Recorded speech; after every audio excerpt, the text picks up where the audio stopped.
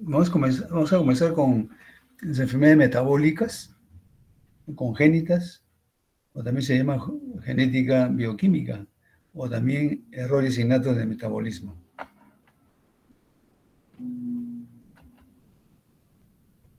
Cuando hablamos de errores, o error en este caso, es un defecto. Y ese defecto se puede deber a una mutación. Esa mutación va a alterar la expresión fenotípica.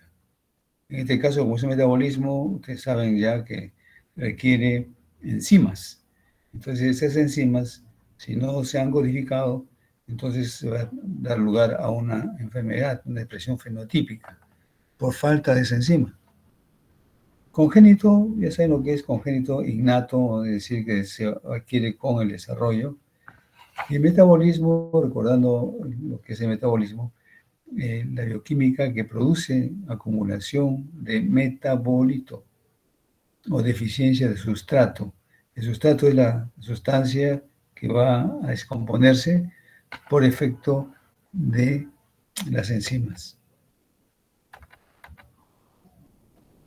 Cuando hablamos de los errores innatos del metabolismo, trata de aquellas patologías causadas por anormalidades en sistemas enzimáticos.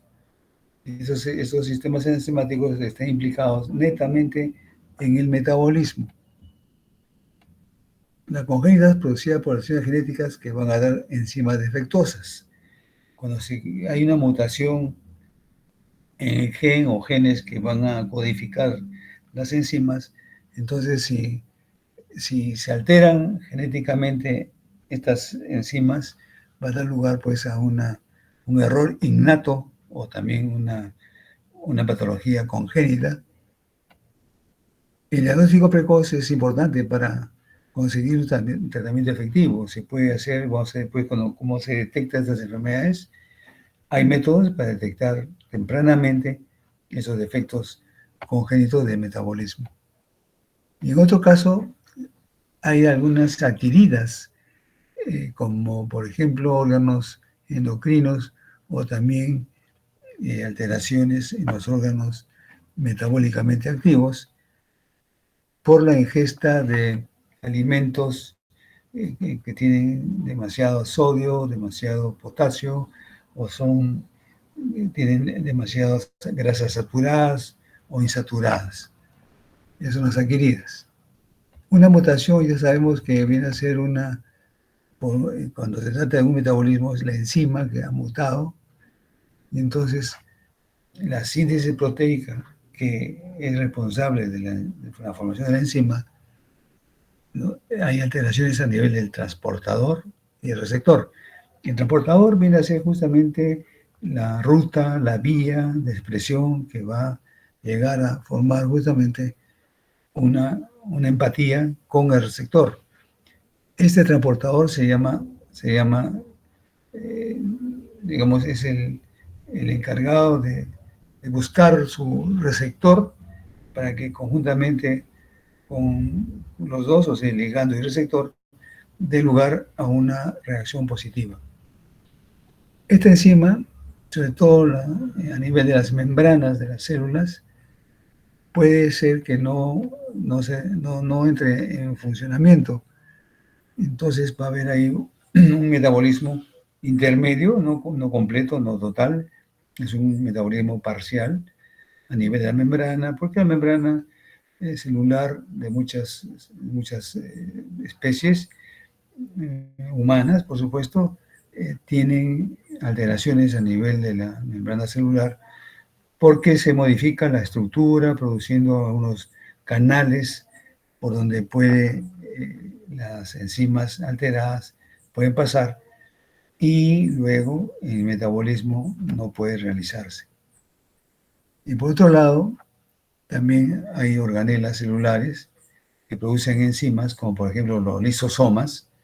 Estas enzimas celulares tienen o necesitan encontrar un sustrato a fin de poder desdoblarlo.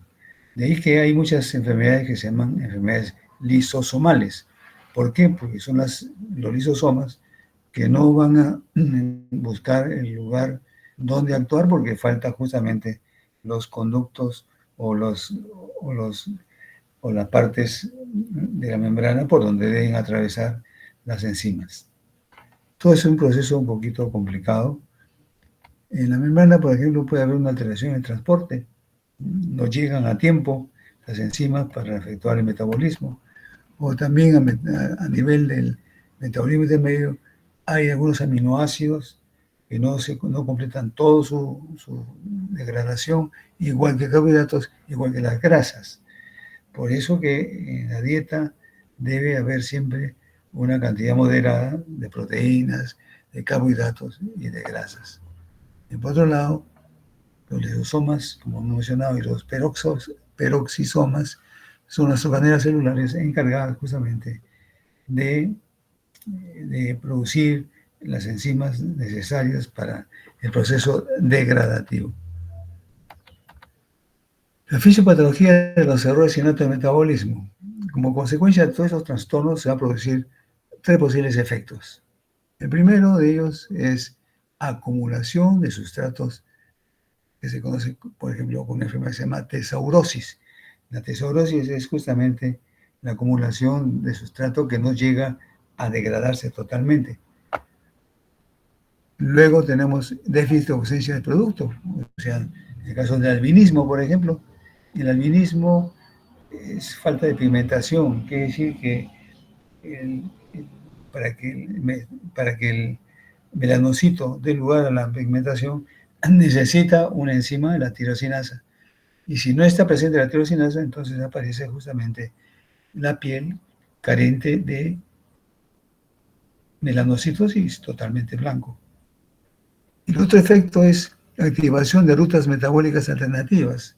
Como les decía, la ruta metabólica o vías de expresión están ya destinadas para que por ahí pase el ligando para buscar su receptor. Pero muchas veces esa vía metabólica está alterada, entonces busca alternativas con producción de metabolismos tóxicos, por ejemplo, la fenilcetonuria. En base a estos acontecimientos, entonces, se pueden clasificar estas enfermedades en tres grupos. ¿Cuáles son esos grupos? Uno, primer grupo es por defectos de la síntesis de catabolitos, de las moléculas complejas, enfermedades lisosomales y peroxisomales. Este es un grupo, enfermedades lisosomales y peroximales, donde hay la alteración de los lisosomas y los peroxisomas. Luego tenemos segundo grupo por acúmulo de sustancias tóxicas, o sea, cuando hay una intoxicación. Y el tercer grupo incluye las metabolipatías o déficits energéticos como la glucogenólisis, gluconeogénesis y acidemias lácticas. ¿En qué consiste esto? El hígado es un órgano donde va a producirse justamente la glucogenólisis y la gluconeogénesis, es decir, la formación de carbohidratos, en este caso el glucógeno, que está ubicado a nivel del hígado y también en los músculos. Y cuando hay, por ejemplo, mucha actividad muscular, se produce una acidemia láctica. Este es el tercer grupo como consecuencia de un exceso de enzimas. Por un lado, el faltante de enzimas da lugar a las enzimopatías y el exceso de enzimas también va a producir justamente otras alteraciones. De tal manera que siempre se debe buscar el equilibrio, ¿no? La homeostasis entre el sustrato y la enzima suficiente para que pueda degradarse y esa molécula grande pueda desdoblarse en moléculas más pequeñas, fácilmente absorbibles por el intestino. Tenemos ahora también puede originarse todos estos trastornos por alteración de la estructura del ADN, no está completamente formado o está alterado. Alteración de la estructura y función de una proteína. La proteína, ustedes saben que son cadenas de aminoácidos, entonces puede haber una alteración en la estructura primaria, secundaria, terciaria, y la función de una proteína no está adecuadamente activa. Y la alteración de la función de células y órganos. Al fallar las proteínas, entonces esas células que van a formar tejidos y los tejidos órganos no van a estar completos, sino estar alterados. Y entonces va a dar una patología celular, una patología de tejidos, ¿no? Acá vemos entonces las células pueden verse afectadas a nivel del sistema nervioso o a nivel del hígado, básicamente, ¿no? Y dar lugar a un producto con serios defectos congénitos. Se conocen más de 500 errores de metabolismo, los cuales se pueden agrupar. Poco frecuentes, uno sobre 600, con alta mortalidad, ¿no? O sea, hay algunos errores innatos que generan pues una mortalidad. Por el metabolismo, aminoácidos, carbohidratos, lípidos, cobre, etc. Bloqueo bioquímico como consecuencia de la fenilalanina en la tirosina. Y función de la enzima u organela implicada, ¿no? La fenilalanina, por ejemplo, la hidroxilasa fenilalanina, o sea, su enzima, la glucosa 6-fosfatasa, otra enzima, hacen posible pues, un almacenamiento a nivel del lisosoma. Entonces, si la función de la enzima u organela está implicada, no hay pues producción adecuada de la enzima, se acumula y eso va a dar lugar a muchas alteraciones que vamos a ver a continuación. Trastorno de metabolismo, casi todos los procesos bioquímicos del metabolismo están catalizados por enzimas. Eso ustedes lo saben perfectamente. Las enzimas son sustancias químicas, proteicas, codificadas genéticamente. Las variaciones de la actividad enzimática en los humanos son frecuentes y una minoría de estas variantes producen enfermedad. O sea, siempre para un producto, para un sustrato hay una enzima, pero puede haber alguna variante de esta enzima y esto va a generar pues una enfermedad. Cada proceso metabólico consiste de una secuencia de pasos catalíticos. Se refiere a que la catálisis, o sea, el sustrato que va a ser degradado, ¿no? Van a tener enzimas codificadas, como repito, por genes. Y si esos genes mutan, entonces esa enzima no se va a producir. Y 4, normalmente estos genes se replican con una gran fidelidad y los sistemas siguen funcionando eficazmente, generación tras generación. Bien. En ocasiones puede ocurrir que las mutaciones reducen la eficacia de la enzima, como es natural. Si una enzima debe estar completa y no está, solamente está parcialmente constituida, entonces no puede realizarse el proceso metabólico, porque siempre un sustrato requiere una buena cantidad de enzimas, dependiendo, por supuesto, la calidad del sustrato. Una grasa, por ejemplo, para que sea desdoblada, necesita una buena cantidad de enzimas. No así, por ejemplo, en el caso de los carbohidratos, los disacáridos, por ejemplo, que son fácilmente degradables, dando lugar a moléculas más simples, como son la glucosa. Ruta metabólica normal y anormal. Esto es un cuadrito interesante. El sustrato es el A, ¿no? El sustrato A puede ser cualquier sustancia bastante grande. Vamos a poner acá el sustrato A. Necesito una enzima X para que forme este producto B. Y luego este producto B necesito a otra enzima, la enzima y da lugar al producto final. Parte de ese sustrato que no ha sido modificado por la enzima X ni menos por la enzima Y, va a ir desgranándose o va siendo eliminada, a veces por vía urinaria, ¿no? Va a ser degradada. Pero puede ocurrir que ese sustrato, al inicio de su proceso degradativo, no encuentre la enzima X que necesitaba. ¿Qué va a pasar entonces con ese sustrato? Se va a acumular el sustrato y va a haber, por supuesto, acumulación de sustancia normal a nivel hepático, básicamente. Entonces, como falló la enzima X, no hay producto B, ¿no? Ni tampoco producto C. Entonces, todo es una cadena. Y esto es lo que conlleva justamente al proceso de la enfermedad metabólica anormal. De otra forma, en base a la figura anterior, interprete el siguiente esquema. Tienen ustedes acá A. Luego necesito una enzima B para que se forme el producto. Pero para que produzca el producto C, si está bloqueada esta, no se va a producir, ¿no? Es más o menos lo que tenemos en otra versión, ¿no? Acá tenemos el A, no hay la enzima X, se acumula el A, no hay B, no hay C. Entonces aquí en este esquema igual, tenemos la enzima A, el sustrato A con su enzima, acá se bloquea, el B aparece, pues, lo ven ustedes en la parte de hacia abajo, y luego todo este A, ya como no hay enzima, va a dar un producto C, pero defectuoso, porque falló la primera enzima, como vemos acá. Por otro lado, tenemos algunas enfermedades por acúmulo de sustancias tóxicas, como consecuencia de ese sustrato que no encontró la enzima adecuada en cantidades suficientes, se acumula y tenemos la fenilcetonuria, por ejemplo, es de las aminoacidopatías. Son alteración de los aminoácidos.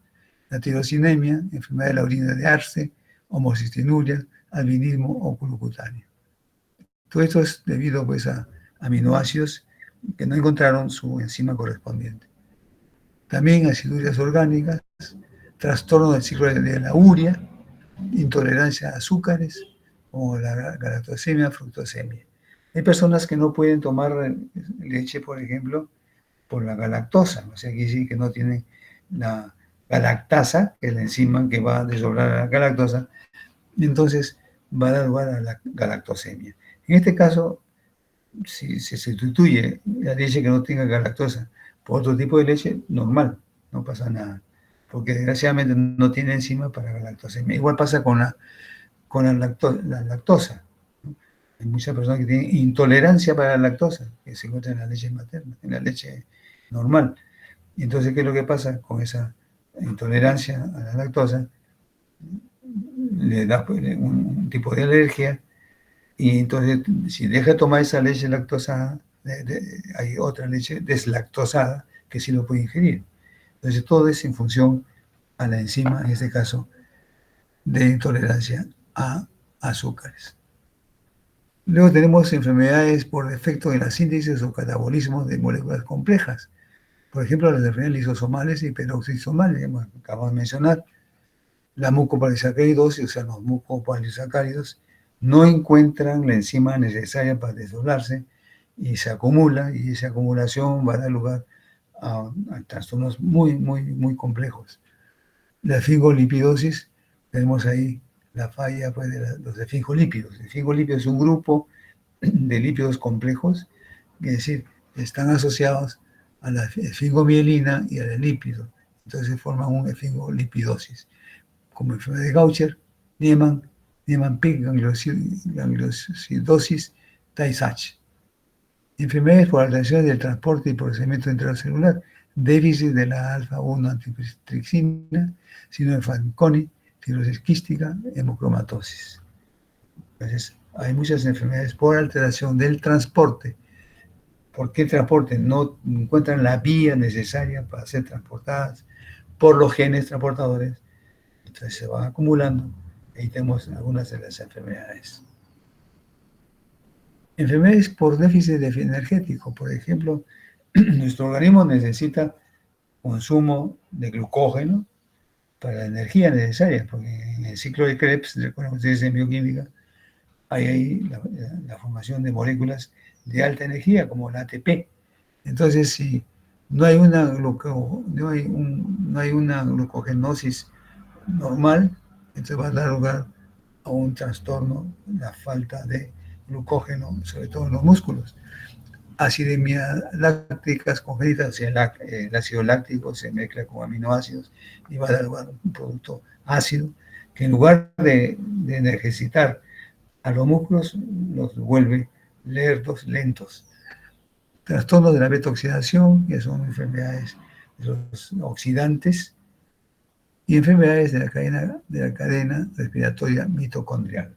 Recuerden ustedes que las mitocondrias tienen también su ADN y tienen su cadena, ahí se va a formar todo el ciclo de Krebs, y por supuesto necesita enzimas para su proceso degradativo. Alteraciones morfológicas asociadas a errores innatos de metabolismo. ¿Qué es lo que se puede encontrar? Dismorfologías de la, digamos, dismorfologías de la parte orgánica del cuerpo, la R y demás, genitales ambiguos, por ejemplo, alteraciones del sistema nervioso central, rasgos faciales dismórficos, anomalías vertebrales y cardiopatías congénitas, cataratas congénitas, retinopatía, alopecia, dermatitis. Errores innatos de metabolismo posibles. Estos genitales ambiguos, ¿por qué se produce? Hiperplasia suprarrenal congénita. Recuerden ustedes que la glándula adrenal produce corticoides. Estos corticoides permiten tener cierta acción sobre el desarrollo de los órganos, los genitales externos. Entonces puede dar formación en el momento del nacimiento. Ustedes observan los genitales, no son ni masculinos ni femeninos, de ahí viene ambiguos. Alteraciones del sistema nervioso central, deficiencia de piruvato, dihidropiruvato. Piruvato como consecuencia pues, de la integración del ácido pirúvico. El ácido pirúvico se forma también en el ciclo de Krebs. Rasgos faciales dimórficos, trastornos perisosómicos del síndrome, por ejemplo, Zellweger, que son las mucopolisacaridosis. Anomalías vertebrales y cardiopatía congénitas, deficiencia del 3-hidroxiisobutírico, es un ácido importante para la formación de las vértebras y del corazón. Cataratas, galactosemias o síndrome LOF. Retinopatía, trastorno peroxismal, y alopecia, dermatitis, deficiencia de la carboxilasa, la biotinasa y la succínica. Todos estos son trastornos morfológicos asociados a los errores innatos del metabolismo. ¿Cómo se heredan estos defectos metabólicos?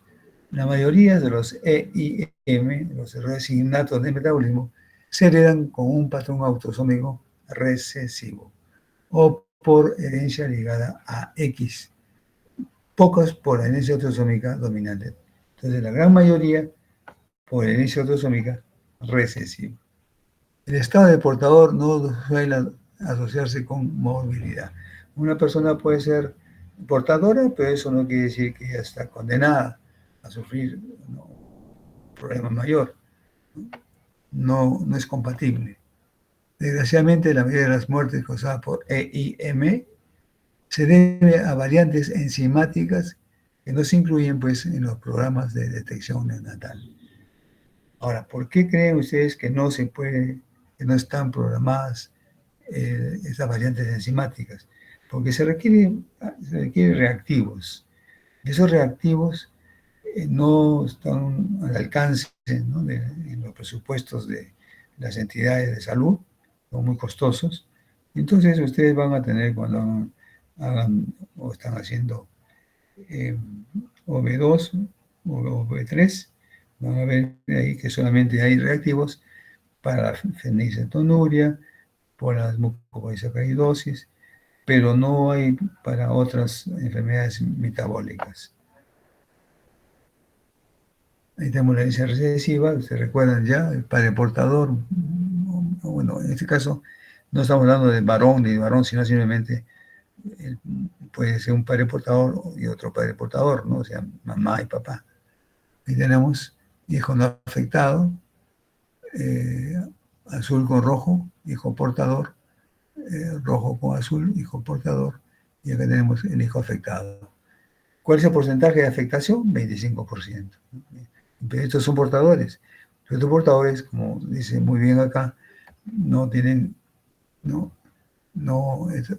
pueden, o sea, no producen muertes causadas pues, por EIM, sino son portadores, ¿no? El estado de portador no suele asociarse con morbilidad.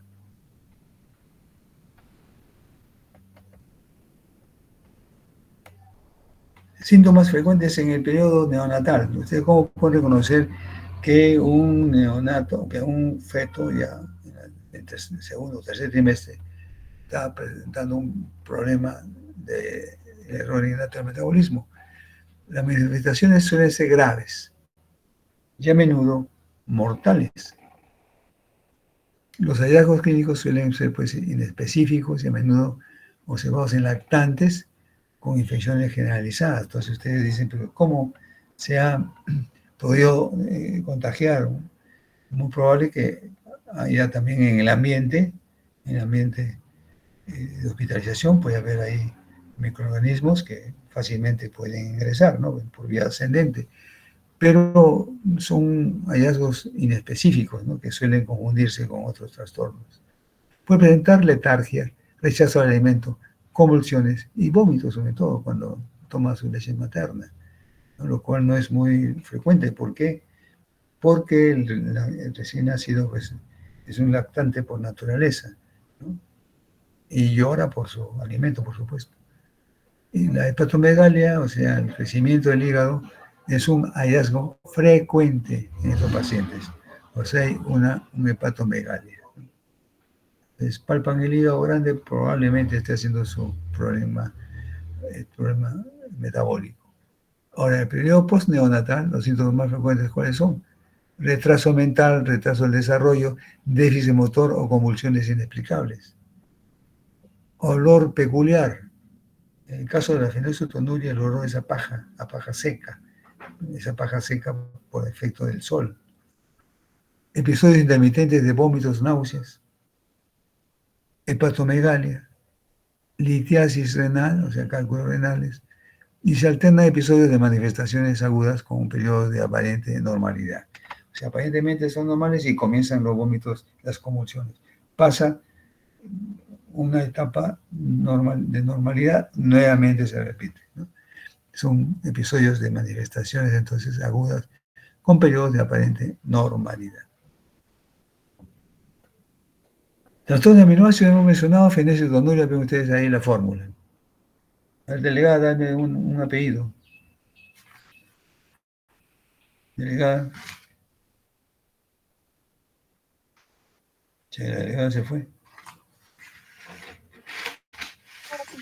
¿La otra delegada no está? Aquí estoy. Ya, a ver, dame un apellido. Dayana Yamilet. Yamile, ¿dónde está Yamile? ¿Está? Ya se fue. Ponle falta. Otra. Ani Noemi. Ani Noemí. ¿Estás? Nada. Yo estoy apuntando acá, falta. Si veo que le has puesto asistencia, a ti te pongo falta. Otra. Nicole Ordóñez Ávila. Nicole. Nicole Ávila. Profesor, buenas tardes. Hola, ¿qué tal? A ver, la fenilcetonuria. ¿Dónde está ubicado el gen que produce esta alteración enzimática? Ahí tiene la fórmula. Está en la banda 4 de la región 2 del brazo largo del cromosoma 12. Muy bien. Delegada, ponle 20. Sé lo que es 20, ¿no? Ya. Otro. Delegada, otro. Celia Liz. Ya. ¿Está presente? Sí, doctor. A ver, lee aquí la tirosinemia. La tirosinemia falla la tirosina, ¿no? O sea, es otro aminoácido. A ver. Dime. La subbanda 25, banda 23, No. de Banda 3. banda 3, de la región 2, Ya. del brazo largo del cromosoma 15. Ya. Entonces pone delegada 15. ¿Sabes lo que es 15, no? Sí. Ya, muy bien. Otro. ¿Otra chica? Lady Isabel. Ya, Lady, ¿estás ahí? Sí, No sí, doctor. A ver, Lady, a ver, lee acá. La alcactonuria, el alcactano es un otro aminoácido. A ver acá. Ya, el ¿Dónde se cromosoma encuentra ese? 3 del ¿Perdón? brazo ¿Dónde? largo. ¿Se va a escuchar? Claro, chica.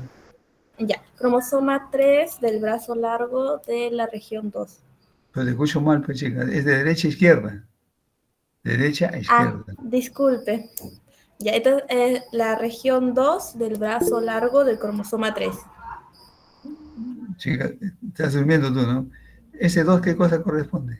2, ¿no? Muy bien, perfecto. Brazo largo, ¿no? ¿De qué cromosoma?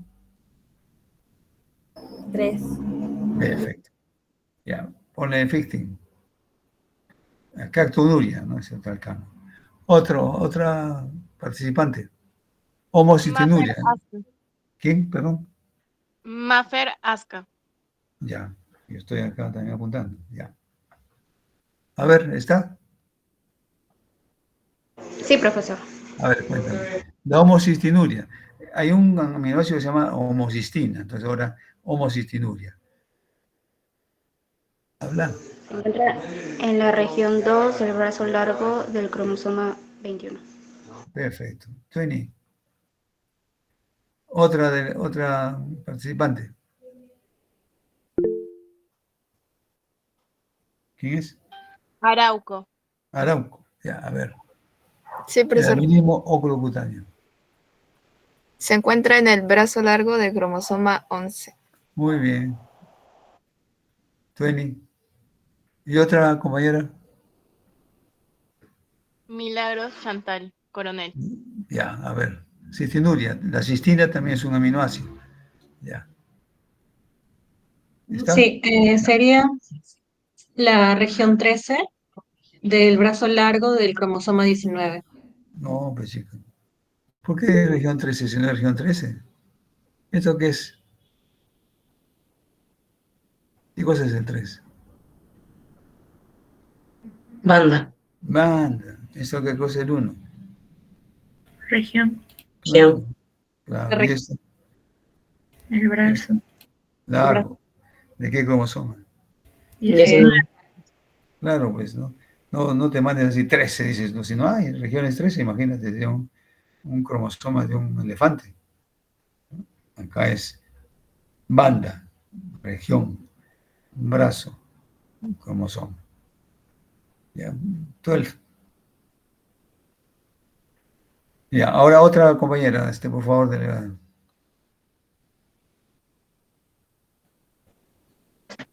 Araca Arapa. Ya, a ver, ¿estás ahí? Sí, profesor, buenas tardes, aquí Ya. estoy. Hola, ¿qué tal? Dime una cosa, a ver, si lo contestas acá, ya te coronas. Mira, ¿qué cosa crees tú que sea Uria, Uria, Uria, Uria? ¿Qué cosa crees tú? ¿Por dónde se Uria. elimina? mm, Te repito, Uria, Uria, Uria, Uria. ¿Por dónde se elimina esos productos? Y que dan la enfermedad, por supuesto. A ver, compañera, ponle ahí Serapio Silva. A ver tú, ¿cómo te veías? Alvarado Johnny. Espera, un ratito. No hagan olas. A ver, ¿quién quiere por participar? la orina, ¿Tú te veías? Araca. Me estaba preguntando por la Ah, orina. ya te da por ya, claro. Se elimina por la orina, perfecto, ¿no? Ahí está la fenicetonuria, la cartonuria, homocistinuria, la cistinuria, ¿no? Perfecto. Entonces, los productos metabólicos se eliminan por la orina. En cambio, el albinismo no se elimina, por eso que adopta todo el color blanco. Entonces es oculocutáneo, o sea, todo lo que es la parte, digamos, del tegumento o piel, y también parte del ojo, o sea, son ojos rojos, así como los conejitos que tienen color rojo. El ojo rojo, dicen, ese es porque no, es albino, no tiene color de ojos. En el caso nuestro, el iris, ¿no? Bien. Muy bien. Vamos a otra. Ahí tienen la fenilotonúria, fíjense. El aminoácido que participa acá es la fenilalanina. La fenilalanina. La fenilalanina necesita su enzima. ¿Cómo se llama esa enzima? Fenilalanina hidroxilasa. Ya, perfecto. ¿Con qué objeto? Porque en presencia de la tirosina, ¿qué va a dar lugar? A la melanina. Y esta melanina que va a dar lugar nos va a cubrir el cuerpo del color correspondiente, ¿no? ¿Está claro? Entonces, si no hay esta enzima fenilalanina hidroxilasa, se forma este ácido fenilpirúdico. Se forma este fenilpirúdico y se elimina la orina, ¿no? Y por eso se puede diagnosticar, ¿no? Entonces ya vamos a encontrar tricloruro de fierro, ¿no? Tricloruro férrico. ¿Ven? Esa es la vía por la cual se elimina, ¿no? Falta la enzima, se forma un producto intermedio y este es tóxico. Y ese tóxico se va a eliminar por la orina. Entonces, estos individuos que tienen este problema, ¿no? Se puede terminar en sangre. Una prueba de Gutiérrez, ¿no? Es una prueba del talón. Ustedes van a hacer solamente cuando tengan algún parto, van a hacer una prueba del talón, es decir, para la detección precoz de las enfermedades metabólicas congénitas, como hipotiroidismo. Si ustedes ven que la gestante tiene un problema de tiroides, entonces es probable que pueda dar lugar a un hipotiroidismo congénito a su bebé. La hiperplasia cerebral congénita, la feniletonuria, consiste una serie de funciones en el talón que realizan los neonatos, ¿no? Para sacarle la sangre. En los neonatos no se saca normalmente cuando se saca a un adulto, sino en el talón. ¿No? Tienen ustedes, fíjense, la criatura con feniletonuria. Vean ustedes el RM, ¿no? RM. Ustedes lo que es RM, ¿no? Retardo mental. El cabello es un color paja, no es un color rubio, es paja. Y ese color paja da un olor peculiar, ¿no? A campo. Y ese es el albinismo, completamente blanca. No hay melanina, ¿no? Inclusive los ojos no tienen un color, ¿no? Definido. Acá hay otra chica, completamente blanca. Y acá la hermanita es normal, y le está viendo a su hermanita, que albina, ¿no? Está lactando. Y acá un caso extremadamente raro. Una mamá de raza negra con sus mellizos. Y ven ustedes ahí salió el bebito del color de la mamá. Y otro blanco, ¿no? Albino. ¿Puede ocurrir eso? Por supuesto, puede ocurrir eso. Acá. Ese mechón blanco, la mamá, fíjense, lo tiene también el bebé, ¿no? Ese es también un albinismo parcial, pero del cuero cabelludo. Enfermedades por carbohidratos. Enfermedad de Pompe o glucogenosis, tipo trastorno metabólico causado por acumulación de glucógeno, fíjense, en músculo.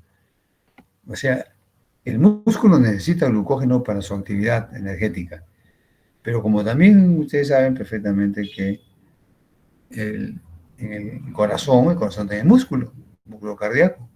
Entonces, cuando hay demasiado glucógeno que se acumula en músculos, y si se acumula en el músculo cardíaco, que va a producir insuficiencia cardíaca motora y respiratoria progresivas hasta la muerte del individuo. ¿Se dan cuenta? ¿Cómo es, no? Falta o sobra da lugar a enfermedades. Entonces tiene que haber una homeostasis, un equilibrio. Tanto necesita, tanto da, ¿no? Es debido pues, a la deficiencia de la enzima lisosomal, alfa-glucosidasa ácida o maltasa ácida. No hay. Entonces, no hay la suficiente degradación de glucógeno y se va a acumular, ¿no? Y tenemos la célula muscular afectada, ¿no? Este es lo normal. Ven ustedes acá, las fibras musculares completamente no tienen pues esa contractilidad que tiene el músculo, ¿no? Y si es el corazón, va a producir una insuficiencia cardíaca. Es la enfermedad de Pompe o glucogenosis.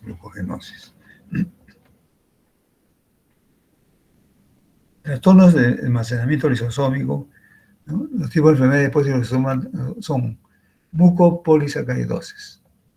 Vean ustedes, la niñita, aparentemente niña, ya es adulta.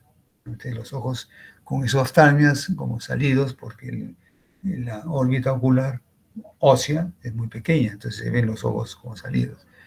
La carita, la nariz plana, poca talla, no hay desarrollo mamario. Entonces todo eso es un trastorno de mucopolisacaridosis, cuando el organismo carece de las enzimas necesarias para descomponer y almacenar moléculas complejas de azúcar como los glucosaminoglicanos. ¿Dónde se encuentran los glucosaminoglicanos? O sea, los GAGs, ¿se acuerdan ustedes? En tejido conectivo. Es la sustancia intercelular muy importante, o la matriz para el tejido conectivo, ¿no? Los GAGs, glucosaminoglicanos.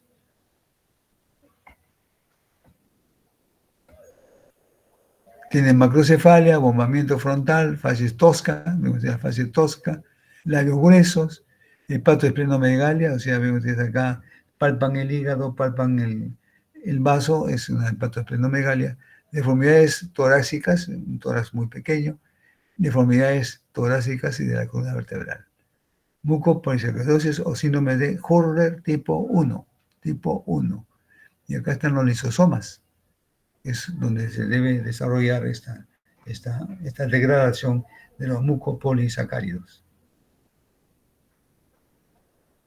Los esfingolipidosis ocurre cuando las personas no tienen las enzimas necesarias para descomponer los esfingolípidos, que son compuestos que protegen la superficie celular, cumplen ciertas funciones en las células. Entonces tenemos la lipidosis, que ocurre cuando el organismo carece de una de las enzimas que ayudan a la descomposición y la transformación de las grasas o lípidos. Lipidosis. Las esfingolipidosis más frecuentes es la enfermedad de Gaucher. Hay otras, Fabry, Craig, metacromática, Niemann-Pick, Sandoff, Tay-Sachs. Gaucher, tipo 1 en adultos, tipo 2 en infantes. Este tipo 2, vaso, hígado agrandados, hepatoesplenomegalia, es un tremendo hígado y un tremendo vaso. Es el tipo 2 en infancia. El tipo 1 es en adultos. Tay-Sachs, depósito de gangliósidos solo en el sistema nervioso central, pero no en los tejidos periféricos. RM, ¿qué significa RM? Retardo mental.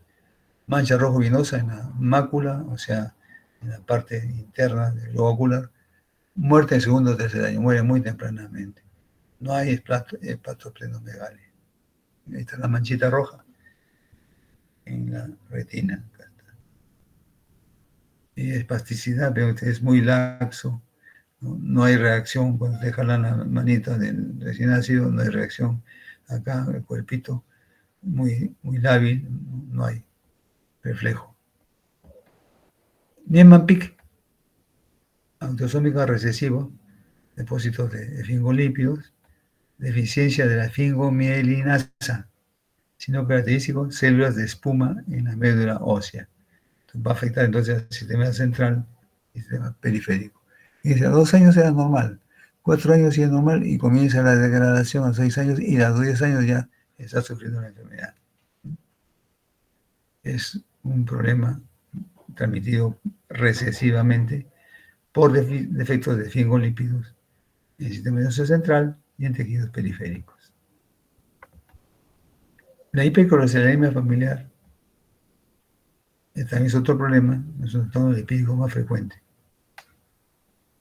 es la hiperlipidosis. Valores de colesterol elevados con riesgo de cardiopatías o coronariopatías. Y esto no solamente afecta a personas ya adultas, sino también jóvenes como ustedes, por la calidad de consumo de alimentos. Muchas veces, por la premura del tiempo, no tienen ustedes dónde almorzar. Y van a una casera que no saben cómo preparan, a veces con aceite reciclado, ¿no? O con manteca. Entonces, todo eso conlleva un acúmulo de grasa.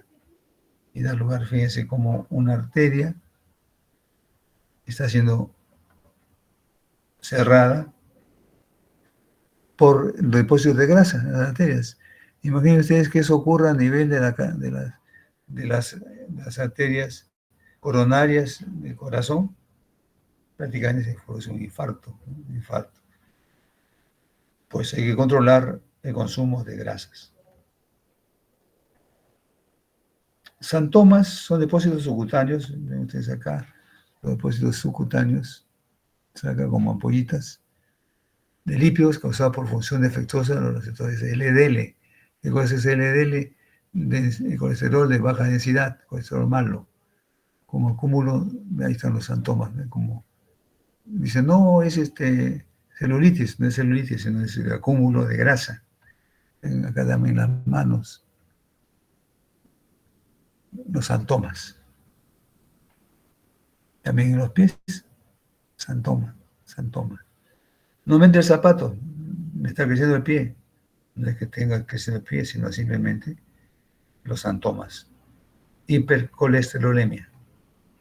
También en los párpados. ¿No? Esas sombras que ustedes usan, que lo venden los ambulantes en la avenida Bancay, no saben cómo lo preparan. Entonces va a dar lugar, quieren ustedes tapar esto, y a veces la cura es peor que la enfermedad. Trastorno del colágeno, las colagenopatías, síndrome de Ehlers-Danlos, ¿no? Hay 12 variantes de la Ehlers-Danlos, ¿no? Son comunes a la mayor parte de las variantes, afectan a la piel, ligamentos, articulaciones, que son ricos en colágeno, complicaciones internas, rotura de colon, arteria de gran calibre, fragilidad ocular, hernia diafragmática, en órganos ricos en colágeno. La herencia involucra todos los 3 patrones mendelianos, ligado a X, autosómico dominante y recesivo. O sea, no solamente es un patrón, sino son los 3 patrones que se conocen. Ven ustedes acá la oreja cómo se jala. También imposible poner nuestros dedos así en ángulo recto, imposible. Pero en este caso sí, les dan los. Ven ustedes acá toda la hiperelasticidad de la piel por efecto del colágeno. Indicaciones de diagnóstico prenatal. Para muchos el diagnóstico prenatal se ha convertido pues realmente en sinónimo de aborto. Eso está mal, ¿no?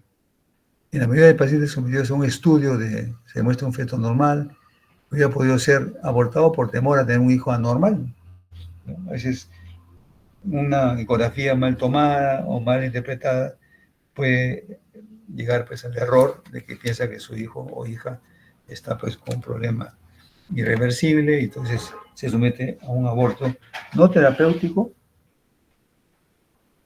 sino un aborto tampoco espontáneo, sino un aborto inducido, ¿no? Por la sospecha de que puede salir mal su producto. No debe ser excluyente un solo tipo de padecimiento. En una señora añosa no solo se debe excluir para síndrome de Down, porque el recién nacido podría presentar labio hendido, con paladar hendido, por ejemplo.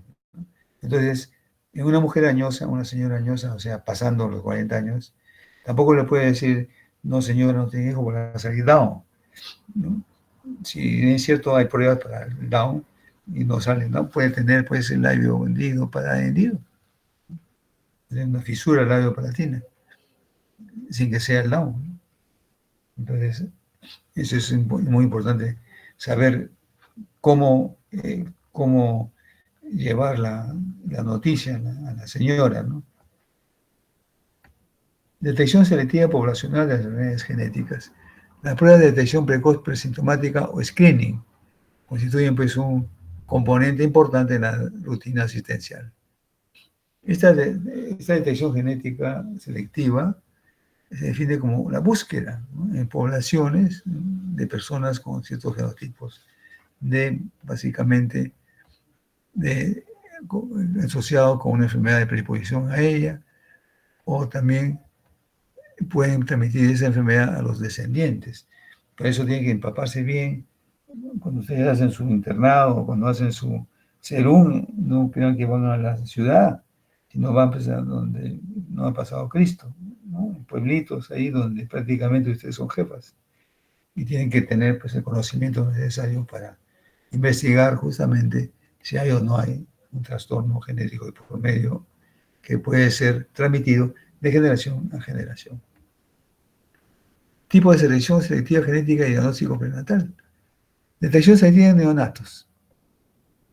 En sangre, ¿qué se puede hallar? PKU. ¿Qué cosa es PKU? Fenilcetonuria, galactosemia, hipotiroidismo, hemoglobinopatías. Detección selectiva de heterocigotos.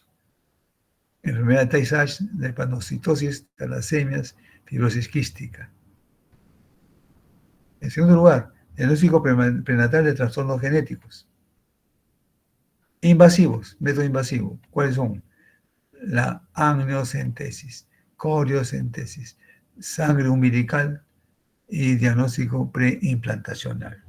Este diagnóstico preimplantacional es cuando se realizan los procedimientos de fertilización asistida, ¿no? Entonces, cuando se va a hacer el implante del producto, o sea, el blastocisto, que ha sido cultivado en el laboratorio y colocado ya el útero receptor, ¿no? Pues ahí se puede haber hecho antes un diagnóstico preimplantacional con las células del blastocisto para ver si hay alguna mutación o si hay algún trastorno que puede causar una enfermedad genética, ¿no?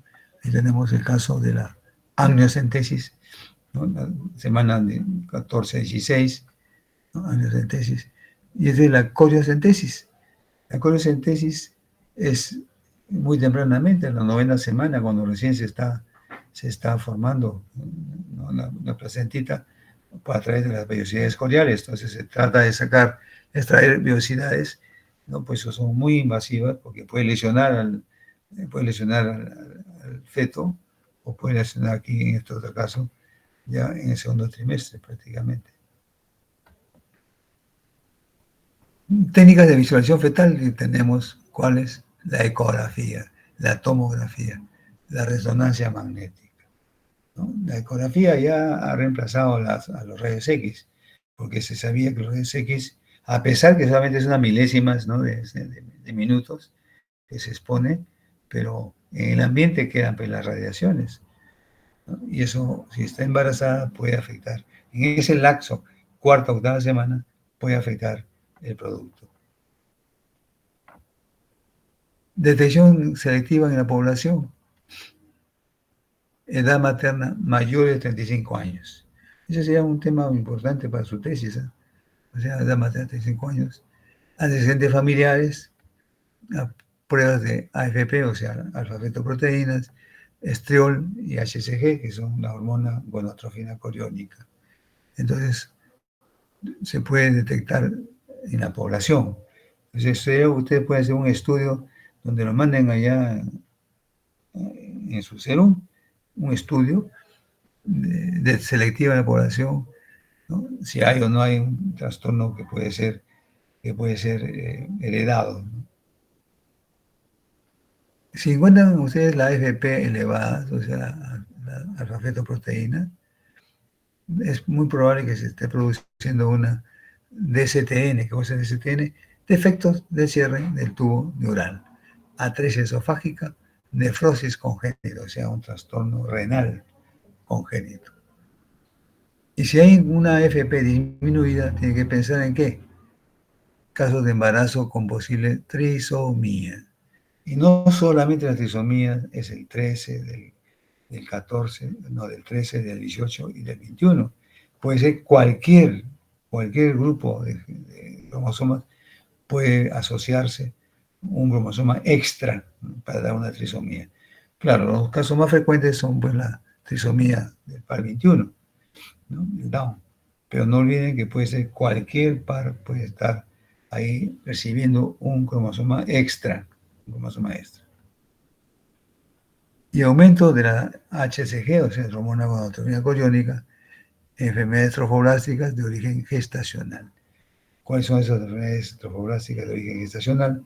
En la mola, ¿no? La mola hidatidiforme, ¿no? Que puede ser mola parcial, mola completa o total.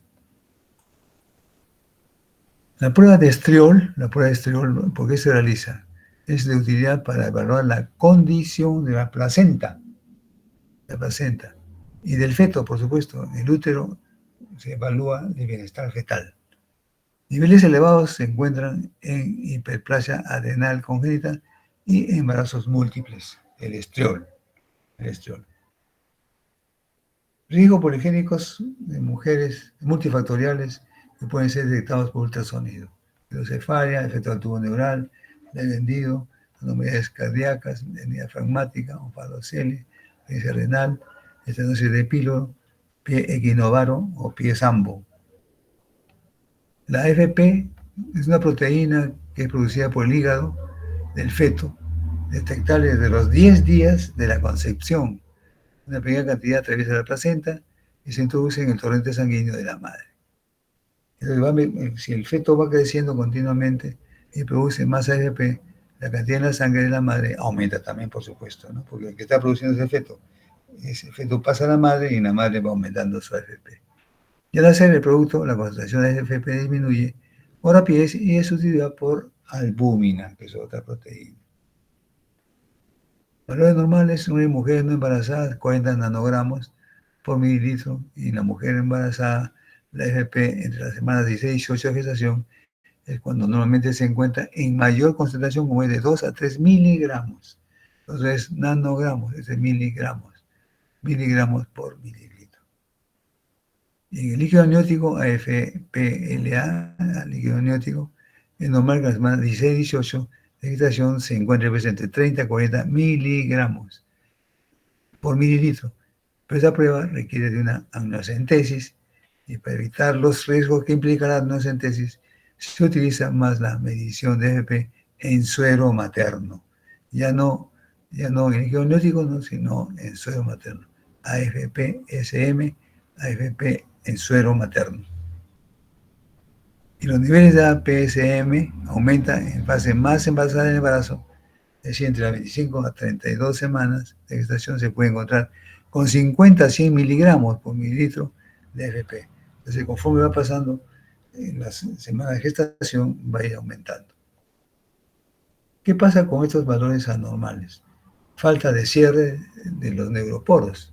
Si no cierra el neuroporo anterior o el neuroporo posterior, va a dar lugar a múltiples malformaciones del sistema nervioso, que se llama DCTN, defectos del cierre del tubo neural, ¿no? Entonces, puede indicar cáncer de testículo, ovarios, vías biliares, estómago, páncreas, cáncer de hígado, cirrosis hepática, hepatitis evolucionada. Esto es en AFP en la sangre, ¿no? Del embarazo, la elevación de la AFP puede indicar lesiones fetales, anencefalia o meloencefalia, espina bífida, embarazo múltiple, etc. Y acá tienen ustedes el caso de un cráneo con raquisquisis. Está abierto acá totalmente el canal neural, ¿no? Por donde pasaba la media espinal, acá está abierto. Luego tiene acá espina bífida cerrada, espina bífida abierta, acá mini encefalia, falta acá toda la bóveda, y aquí la cara también tiene trastornos. Este es el encefalocele, parte del encéfalo salido con un líquido cefaloquídeo, y acá en encefalia, ausencia completa del sistema central, o sea, de hemisferios cerebrales. Falta también de formación de duodeno, o sea, una atresia duodenal. Acá está la atresia. La atresia es justamente como los órganos que son así tubulares, inicialmente son macizos y se va abriendo, se va canalizando, pero a veces no se canaliza, y da la falta de la atresia duodenal. Onfalocele, ya ustedes saben lo que es onfalocele, ¿no? Contracción falo, defecto congénito del corazón, síndrome de Turner. En el embarazo, la disminución de AFP puede indicar qué cosa, síndrome de Down o pérdida fetal. Los riesgos poligénicos multifactoriales que pueden ser detectados por ultrasonido. Tenemos función mülleriana, esta función mülleriana normal, estenosis pilórica, hernia diafragmática. Esta es la hernia diafragmática. Fíjense, el intestino va a entrar por una abertura hacia la cavidad torácica. Acá está entrando, ¿ven? Ese intestino se protruye. Esta es la estenosis pilórica. Desde acá el píloro se engruesa la pared muscular, ya no deja pasar del estómago hacia el intestino. Pie equinovaro, ven ustedes los piecitos hacia adentro, también se conoce como pie sambo o pie equinovaro. ¿Qué cosa es esto? Fisura labio-palatina, bien profunda, con compromiso de la cavidad nasal. Y esta es transposición de grandes vasos. No, perdón, la telerefalot. Acá tenemos la estenosis pulmonar, hipertrofia ventricular derecho, ¿ven? Pureza de capa. ¿Qué más? Hay una comunicación interventricular. Y luego la aorta, que es esta de acá, no sale directamente del ventrículo izquierdo, sino en el septum interventricular, ahí se halla. Eso se llama aorta cabalgante. En la totalidad, más de la mitad de los fetos malformados pueden ser identificados en la etapa prenatal por ultrasonografía, ¿no? Y esos defectos congénitos representan más del 20% de las muertes en el periodo de 0 a 4 años, dependiendo pues lo que tenga, realmente el problema de distrés respiratorio o el problema de anencefalia. Dejan secuela como invalidez, anormalidad tanto física, sensorial, mental, con la consiguiente repercusión emocional y económica sobre la familia y la sociedad. O sea, un buen diagnóstico prenatal que ustedes hagan, unido a un asesoramiento genético correcto y una adecuada atención multidisciplinaria, constituye pues una forma de medicina preventiva. Lo importante acá es tener la base suficiente y determinar que se trata de una prevención, una prevención que asegura que las personas con alto riesgo pueden ejercer el derecho a la reproducción de manera informada. ¿Qué medidas de prevención primaria se deben tener en cuenta? Acercamiento genético, detección de portadores, evitar matrimonios consanguíneos. No interesa el grado de parentesco, no, es una prima lejana, un primo lejano, no es así. Edad materna es importante también. Nutrición, su adición de ácido fólico no hace daño. Evitar exposición a teratógenos. Monitoreo, sobre todo los medicamentos que ingieren, no debe automedicarse, porque saben ustedes que cuarta o octava semana es un periodo crítico del desarrollo donde se puede producir cualquier defecto al ingerir un medicamento que no está indicado, ¿no? ¿Qué medidas de prevención secundarias se deben tener en cuenta? Estas que hemos visto son las primarias, secundarias. Ya es en la madre, diabética, hipertensión, malnutrición, metabólica. Teratógenos que pueden dar lugar a estos trastornos, el alcohol, el tabaco y medicamentos. Y también hay que agregar acá las drogas, ¿no? La cocaína, la LSD, etcétera, etcétera. Son drogas que van a alterar el desarrollo ya de algún miembro o de un aparato o sistema. Esta es la prueba del talón. ¿Para qué se dice la prueba del talón? ¿Cómo se realiza? Ven ustedes ahí cómo se aprieta el taloncito recién nacido, se da una gotita. ¿Y qué enfermedades se pueden detectar? Fenilcetonuria, fibrosis quística, deficiencia de biotinidasa, galactosemia, hiperplasia humoral congénita, hipotiroidismo neonatal, retinopatía del prematuro y las enfermedades infecciosas, sífilis y la enfermedad de Chagas. ¿Ven? Esa es la forma de tomar sangre del talón, ¿no? ¿Por qué? Porque los vasos todavía están muy pequeños, no se puede entrar muchas veces a tomar sangre de la vena o generalmente de la vena, ¿no? ¿Cuándo se debe brindar asesoramiento genético? Hijo anterior, afecto con DSTN, padecimiento suficientemente grave, edad materna avanzada, producto previo con trisomía, mosaicismo, luego aborto habitual y malformaciones detectadas por ultrasonido. El ultrasonido es una pieza muy importante, ¿no?, para poder identificar previamente si está en curso o no algún defecto congénito.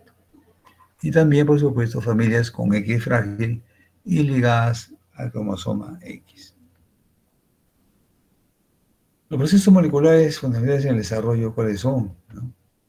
Hay mecanismos morfogenéticos, ¿no? Son modulados a través de comunicación celular, ¿no? Unas células sintetizan y otras secretan moléculas denominadas ligandos, ¿no?, y mientras que la vía de señalización. El ligando tiene su receptor de membrana que transmite justamente hacia el citoplasma, luego llega hacia el núcleo, y el núcleo emite ya una respuesta, una resolución, ¿no? Si es acta o no acta, ¿no? Si eso se llama transducción, ¿no?, de la señal a través de la activación de vías de señalización. O sea, es como cuando va a aterrizar un avión, el capitán de la nave dice voy a aterrizar, entonces le prenden la luz. Cuando es en la noche, por supuesto, ¿no? Entonces le prende la luz la vía de señalización. Igual es acá. Para que pueda haber una reacción ligando-receptor, tiene que haber una vía. Y esa vía de señalización debe llegar exactamente donde está el receptor para que el ligando forme esa unidad ligando-receptor. Y eso da lugar, pues, a que se efectúe normalmente este encuentro, ¿no?, entre el ligando y el receptor. Pero si no ocurriera eso, entonces vamos a ver justamente lo que estamos mencionando, los errores innatos de metabolismo. Entonces, en la compleja red de señalización para el desarrollo embrionario, hay familias de ligandos y receptores. ¿Cuáles son esas familias? WNT, Wingles, otro SHH. ¿Qué cosa es SHH? El Sonic Hedgehog, SHH. Factor de crecimiento transformador beta, TGF beta. BMP, proteína morfogénica ósea. Actividad tirosina quinasa, que es una proteína. Y un receptor, por lo general, es un receptor que está siempre presente, es el receptor Notch. Entonces ahí tenemos ligandos y receptor. Ligando y receptor Notch. Por otro lado, tenemos que existen factores de transcripción, activan o reprimen la transcripción de genes específicos, genes HOX, PAX, TBOX, SOX. También hay moléculas señalizadoras, señales químicas enviadas por un grupo de células, y eso hace que es posible que una misma molécula señalizadora pueda actuar en diferentes lugares y momentos, ¿no? Y esto va a generar, ¿qué cosa? Entre otras, la cordina, la noquina, la gremlin, son justamente moléculas señalizadoras que se encuentran, por ejemplo, la cordina y la noquina van a estimular al ectodermo porque forma la placa neural y de ahí se produce el tubo neural y del tubo neural las vesículas cerebrales, ¿no? Ahí tenemos lo que estamos hablando. La notocorda hace que actúa sobre el ectodermo superficial, una placa se invagina, se cierra tubo neural. Y de este tubo neural va a aparecer todas las estructuras que se conocen como vesículas cerebrales. En primer lugar son primarias y después ya son secundarias. Otros factores de crecimiento, proteínas similares a moléculas señalizadoras, TGF-beta, BMP, FGF, SHH, WNT, ¿no? La misma que hemos mencionado. Vías de traducción. Señal proporcionada por el primer mensajero es traducida en una respuesta celular. Esa respuesta celular se debe vía a un receptor de la tirosina quinasa, ácido retinoico.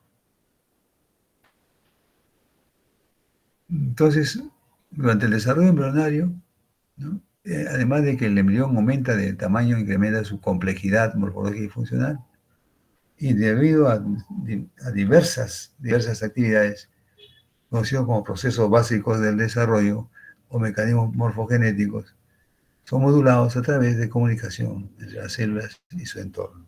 La comunicación es importante en este caso, ¿no? Igual también, ¿cuáles son esas moléculas de señalización? FGF, los factores de crecimiento fibroblástico, moléculas de señalización y factores de transcripción que promueven la embriogénesis. En el resumen, entonces, tenemos acá el factor de transcripción, molécula de señal, receptores de transmembrana, señal de traducción, cambios genéticos en el desarrollo, ¿no? Tiene que cumplirse toda esta secuencia. Factor de transcripción, molécula de señal, receptor de transmembrana, señal de traducción y cambios genéticos en el desarrollo. Eso desde el punto de vista funcional. La inducción de información de órganos, ya ustedes conocen esto, ¿no? Siempre hay el epitelio, o el mesénquima o tejido mesodérmico, van a ser justamente estimulado, sea un inductor y un inducido. Este es el inductor y este es el inducido, para formar un tejido. Y luego ese tejido lleva pues a una formación de un órgano, y un órgano va a formar parte de un sistema. Todo es esa dupla, inductor inducido. Eso lo llamamos interacciones. Ya hemos visto la señalización, es importante para la comunicación entre ambas moléculas.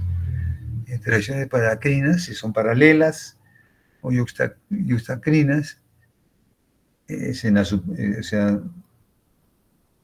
para es paralela, y yuxta por encima, ¿no? Por encima, yuxtacrinas, ¿no?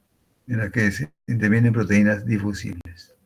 Y esas proteínas difusibles reciben el nombre de factores de crecimiento y diferenciación. FDGI, factor de crecimiento. Factor de crecimiento. Los genes participan, ya hemos mencionado esto, Wimbles, GHOC, TGF-beta, MP, en receptores Notch. Actividad también de tirosina quinasa. Los genes del desarrollo, por ejemplo, estamos viendo de algunas enfermedades metabólicas, pero la mayoría de efectos que pueden aparecer es como consecuencia justamente de alteraciones de los genes en el desarrollo. Y se toma como ejemplo el origen de la formación de las extremidades. 4 fases: iniciación, especificación, diferenciación tisular, o sea, los tejidos, y crecimiento, ¿no? Y vemos entonces cómo va evolucionando progresivamente, ¿no? Se forma como un reborde ectodérmico apical, acá,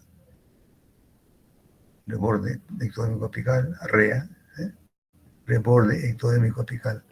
Por supuesto, controlado por el FGF10, factor de crecimiento fibroblástico 10. Luego se va produciendo ya las 2 vías, una para la parte proximal y otra para la parte distal, pero controlado también por genes. Y de tal manera que empieza ya la evolución próximo distal, o sea, de la parte superior a la parte inferior, del dedo en este caso, por ejemplo. Y los huesos, como ustedes han estudiado anatomía, tienen diversas formas, diversos nombres. ¿Y quiénes participan ahí? Ahí están la familia de los genes HOX. Acá están HOX. HOX 9, HOX 10, HOX 11, HOX 12, HOX 13.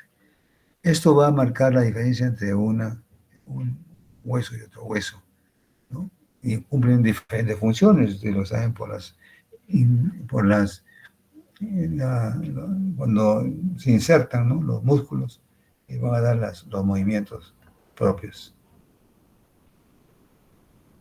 La mayor parte de los genes, entonces, que van a participar en este proceso son genes de la familia Hox, PAX, SHH, y la familia de genes de factor de crecimiento, y la familia Wigles, ¿no? Esos son los que van a participar en la mayor parte de toda la actividad génica. Familia de genes del desarrollo, y tenemos la familia nodal, los FGF, los WNT, las rutas señalizadoras se activan, ¿no? y va a dar lugar, por ejemplo, en este caso, una somitogénesis, es decir, la formación de los somitas, y luego del esqueleto axial. Acá está, esqueleto axial.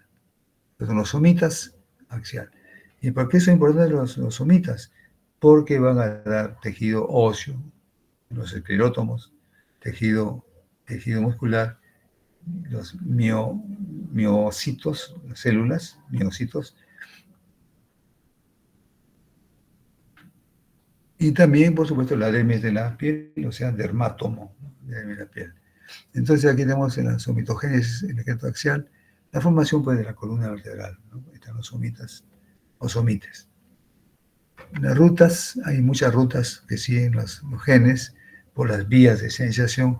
Una ruta puede ser del SHH, son el GGO, Pachet y GLI, ¿no? Así se llama. Para dar justamente desde la garita, algún trastorno a nivel de la labio-palatina, genes homeobox o HOX, y tienen ustedes la formación de los dedos de las manos, o también en el caso de la persistencia de la membrana interdigital que va a dar lugar a la sindactilia. ¿No? Esta es una vía, por ejemplo, importante del SHH, ¿no? Con se une la molécula de colesterol, acá está el receptor Pachet, este es acá el ligando, entra acá a los SMO, que se encuentran a nivel del citoplasma, factor de transcripción, genes diana, y dan la respuesta correspondiente. Es una vía de señalización. ¿Y cuáles son los aspectos clínicos? Vean ustedes acá. La persistencia de la membrana interdigital, ¿no? Ahí tienen ustedes los dedos unidos, ¿no? Acá tienen el esqueleto, ¿no? Están los dedos fusionados por la membrana digital. Y cada uno de los huesos pues tiene sus características propias, ¿no? Está controlado por genes de la familia Hox. Ahí están los genes de la familia Hox, 9, 10, 11, 12, 13. Para dar la forma del hueso. Acá está la fusión, sindactilia, ¿no? Acá está, en la radiografía se ve claramente la sindactilia. Están fusionados. Persistencia de la membrana interdigital que debe desaparecer. Entonces entramos ya a la parte del asesoramiento genético.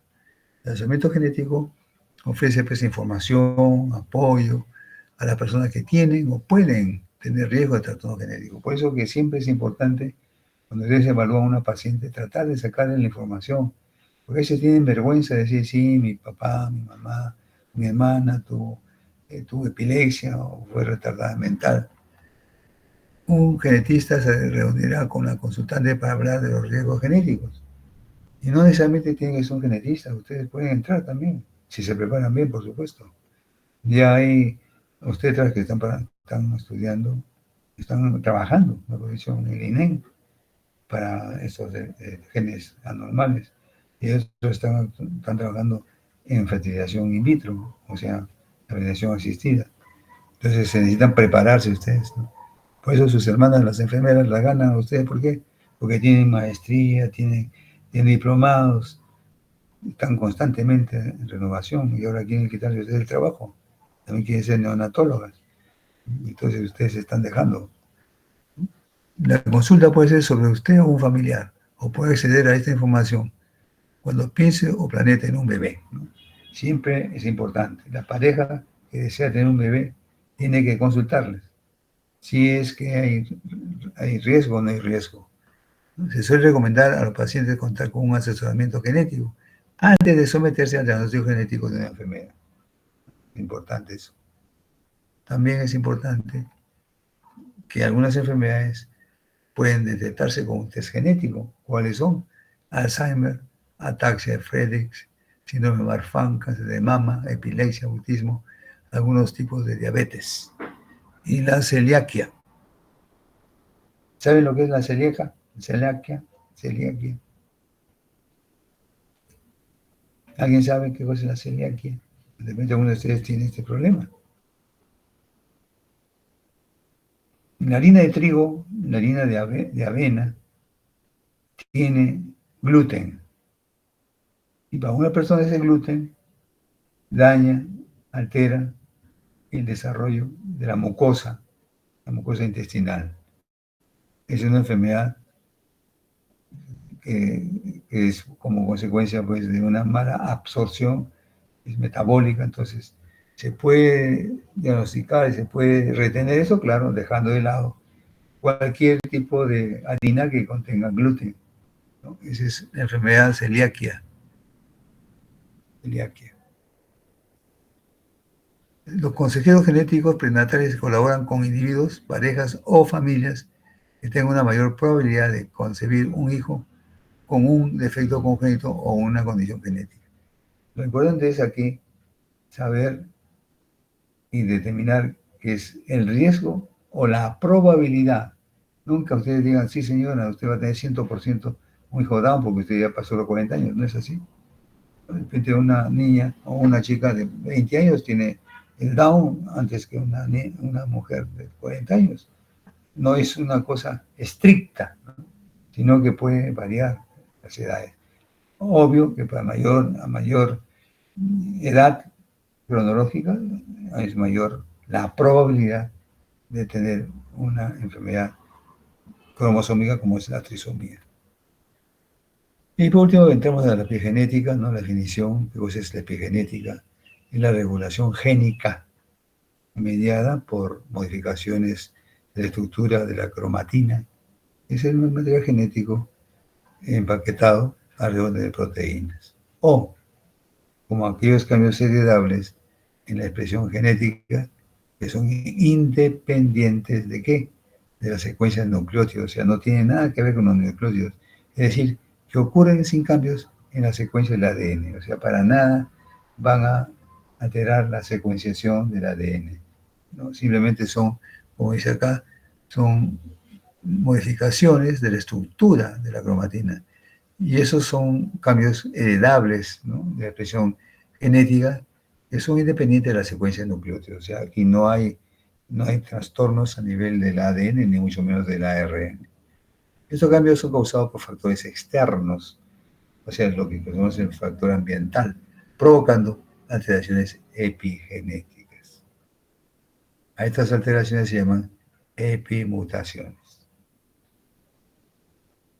Las modificaciones epigenéticas en general son modificaciones covalentes sobre el ADN o sobre la cromatina asociada. No implican cambios en la secuencia nucleotídica.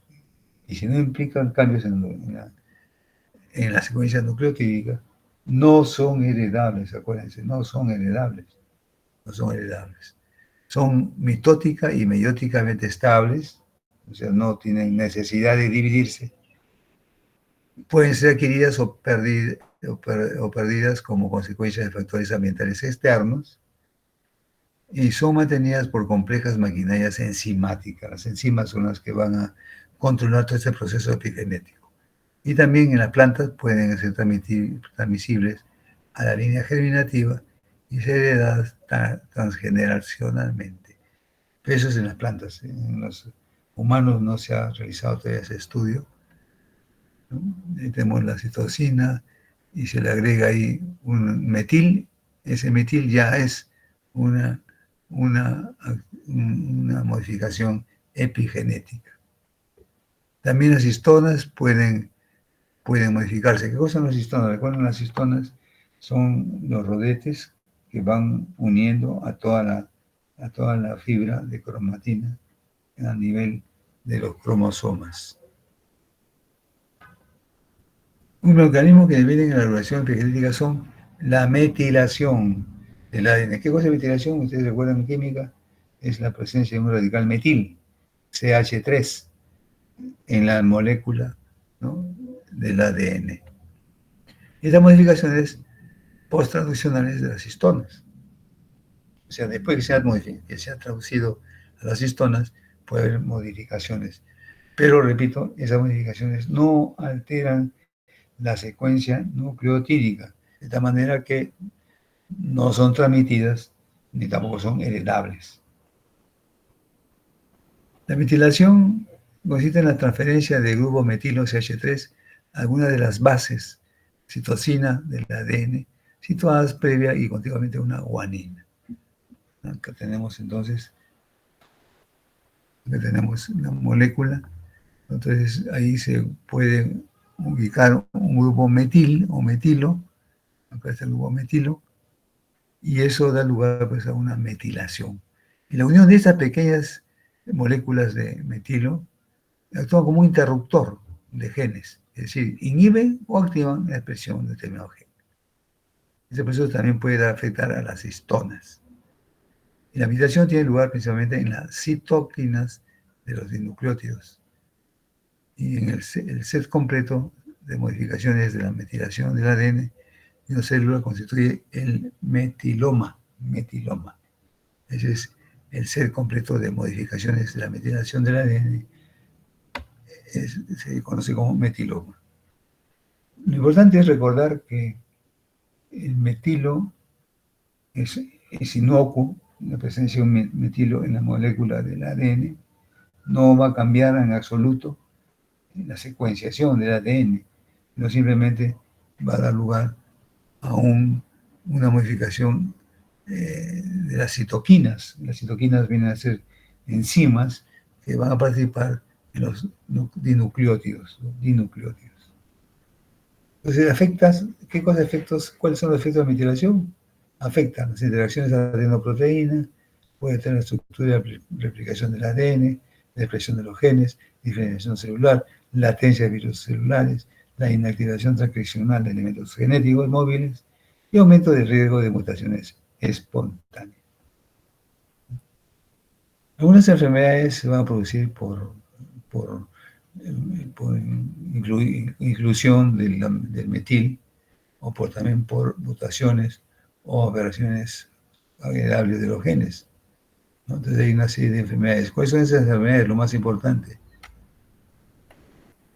Y hemos mencionado, ¿no? ¿Dónde están acá? ¿No? Son las mismas enfermedades que hemos mencionado acá, que se producen por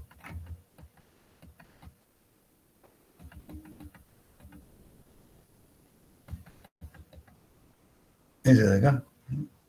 El test genético consiste pues en investigar si hay Alzheimer, ataxia, Marfan, cáncer de mama, epilepsia, autismo, algunos tipos de diabetes y la celiaquia. Esas son enfermedades que se pueden detectar, ¿no? Por la metilación del ADN. Bien. Y por último, la impronta genómica, los genomas paterno y materno, los niños en cigoto pueden incorporar pues, modificaciones epigenéticas en el momento de la fecundación, lo que se conoce como impronta genómica. O sea, modificaciones en los dos gametos, masculino y femenino, en el momento de la fecundación puede sufrir modificaciones epigenéticas como la impronta genómica.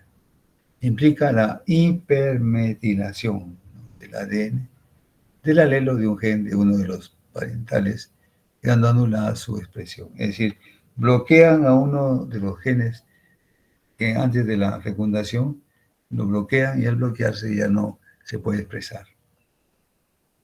Y esa alteración de las modificaciones epigenéticas determinantes de la impronta existente pues, en el cigoto. Y cuando este cigoto empieza a dividirse para dar lugar pues, al embrión y luego al feto,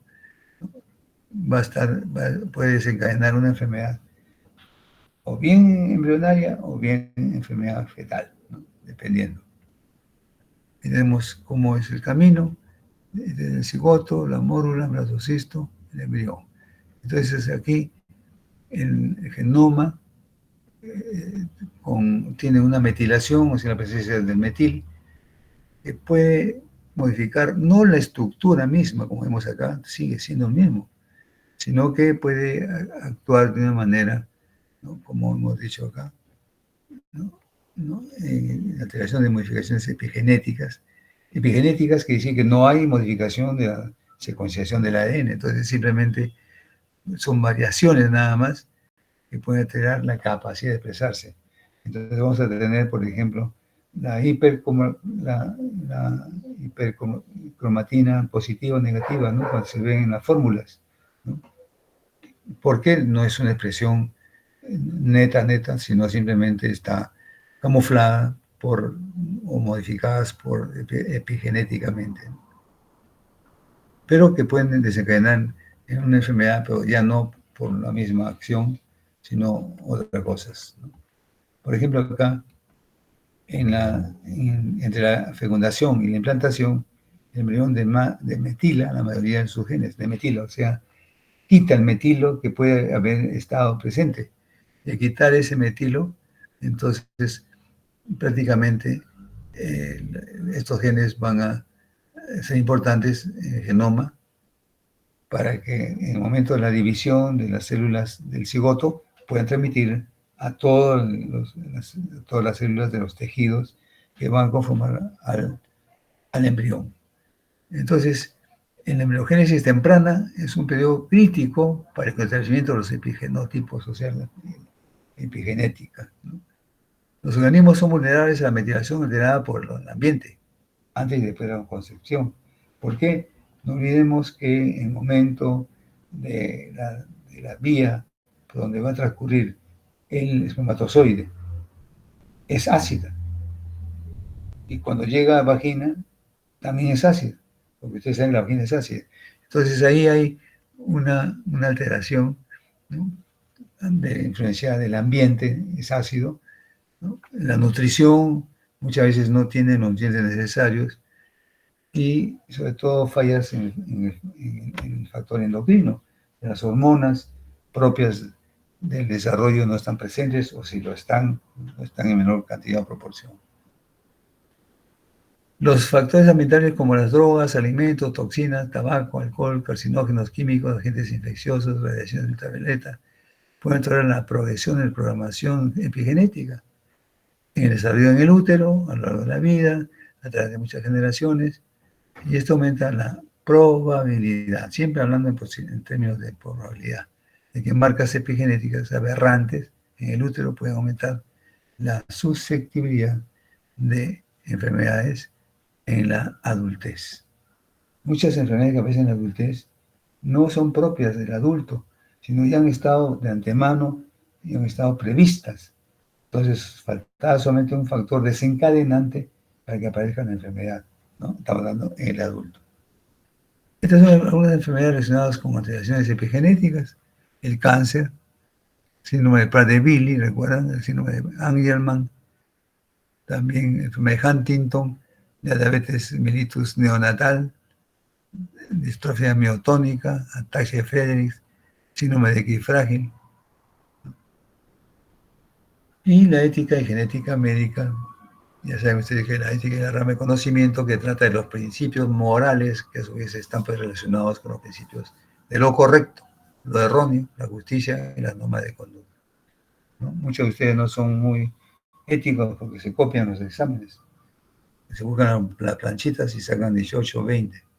¿No creen que uno no se da cuenta? Uno se da cuenta, por supuesto, ¿no? En la promoción 22 sacaban unas planchitas y sacaban 18, 17, 19. Pero uno se da cuenta.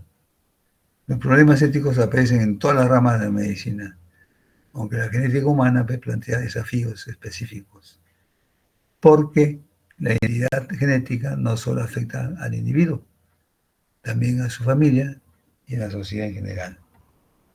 Y hay 4 principios de la ética biomédica: autonomía, beneficencia, no maleficencia, justicia. Son los 4 principios éticos de toda la medicina. Hay dilemas éticos, diagnóstico prenatal, por ejemplo. Se refiere a los métodos para investigar la salud del feto. Entre sus objetivos está la detección de malformaciones congénitas en la vida fetal.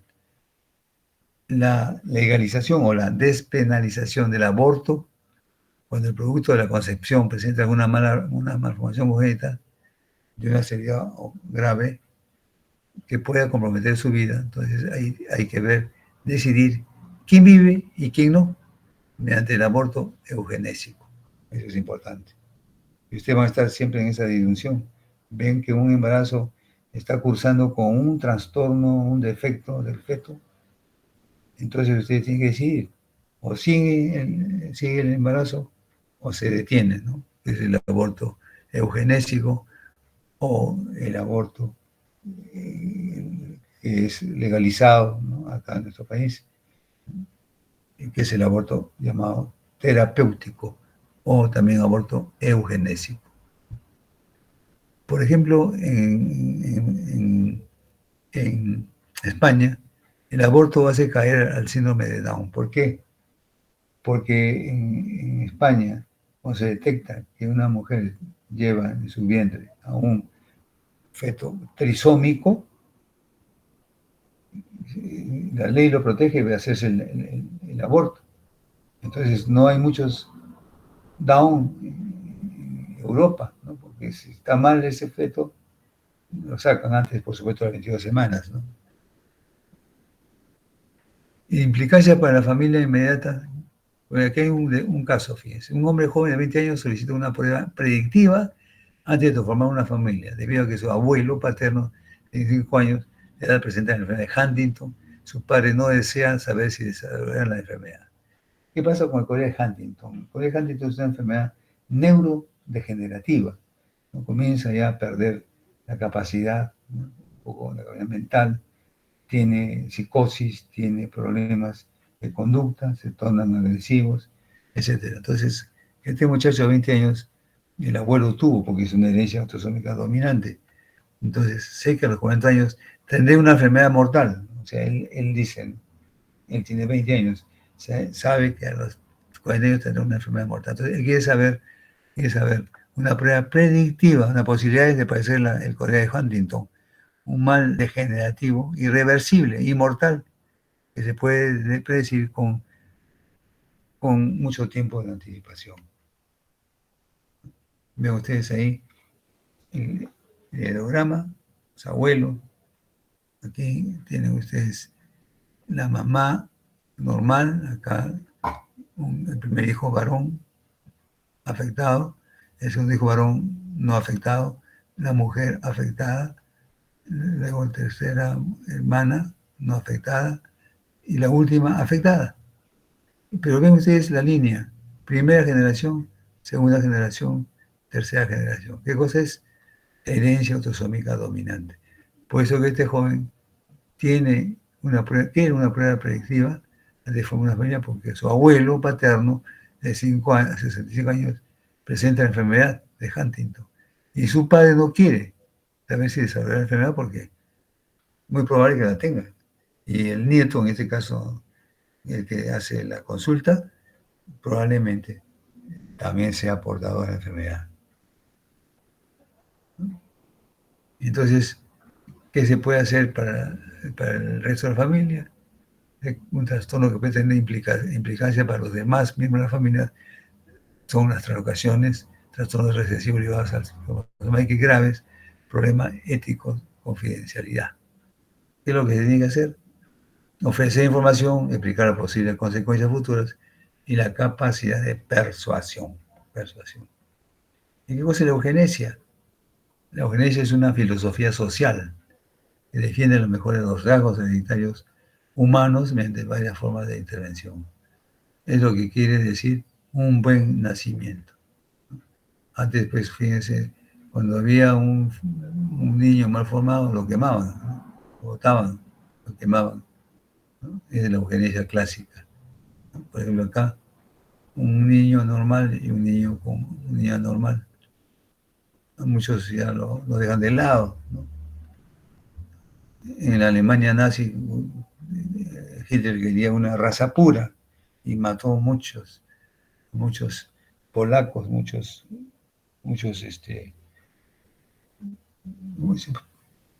¿cómo se llaman los que lo mataron? Los polacos, sobre todo, ¿no? Los polacos. Se esterilizaron también en la época de Fujimori, forzosamente a cientos de miles de personas a los que consideraban mental y físicamente no aptos o que no podían tener hijos. Se mataron decenas de miles de inválidos oficiales mediante programas obligatorios de eutanasia.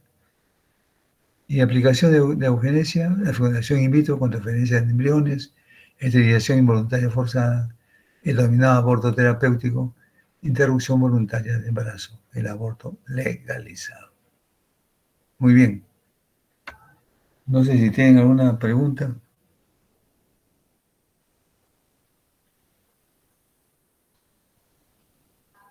¿Qué dicen?